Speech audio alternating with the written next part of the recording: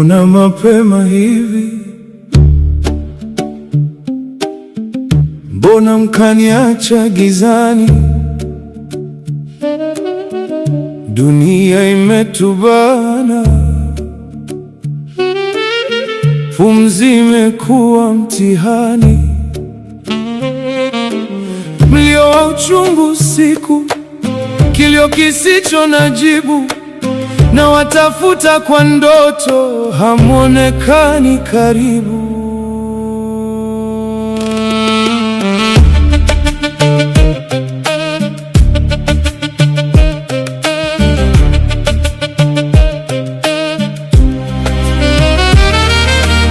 Desemba hiyo ya simanzi, tarehe 23, ugonjwa ulikuzaba ghafla, ukatupokonya utu. Mama ulisafiri bila heri, tangu siku hiyo nimepotea. Giza limevaa maisha yangu, machozi yananidondokea. Muda unakimbia kasi, mguu mmoja uko miaka 30. Kijana bila mke, bila mtoto, upweke umetanda nyumbani. Naogopa kufungua moyo, donda hili lisipekenyuliwe. Najifungia mwenyewe seli, naogopa kuumizwa tena. Nimekumbuka damu yangu, waliondoka kabla jua kucha. Nalilia gizani usiku, huko amani nikitafuta. Baba, laiti ungekuwepo, ungenishika mkono ikasimama. Uliondoka nikali mchanga, ukaniacha kwenye dhoruba na giza, hadi milango ya pepo itakapofunguka na tukutane tena.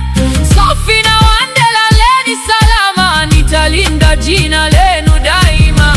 Mola wangu nisamehe, najua ombi langu lina dhambi. Kila kukicha natamani mwisho nishinde upweke wa kambi. Natamani kukumbatiwa tena na baba na mama yangu mpenzi. Mzigo huu wa majonzi umezidi kimo cha yangu mapenzi. Moyo wangu na baka umefungwa na pingu za hofu. Kila ninayemkaribia naona kifo kitamfanya mfu. Lakini gurudumu halisimami, japo machozi yanatububujika. Bibi naye amefuata nyayo zenu, safari yake imekamilika. Amebeba salamu zetu, najua sasa mko naye huko juu. Na dada yangu wanapambana, japo kidonda bado kibichi mno. Ameleta kiumbe kipya, mwanga mdogo kwenye giza letu nene. Kizazi kinaendelea, japo majonzi bado yaonekane. Nisamehe mama, amejifungua wa kiume, japo litamani binti. Calvin amewasili duniani, jina lake likatupa dhati.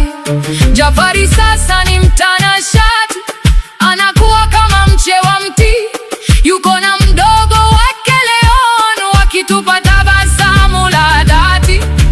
Wana sura zenu kabisa, ishara kwamba hamjatutoka bado.